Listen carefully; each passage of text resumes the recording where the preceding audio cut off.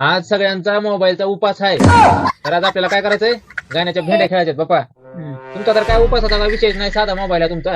सुरुवात तुमच्यापासून बाप्पा. कोणतं गाणं म्हणता? गेली कुठं गावाला बोलले बिकुल गावना बुधली कानाची भोकन खाद्यवती कानडा राजा पंढरीचा कानडा राजा पंढरीचा चाहूंगा मैं तुम्हें सांझ सवेरे, फिर भी कभी तेरे नाम को तेरे आवाज में ना दूंगा, आवाज में ना दूंगा.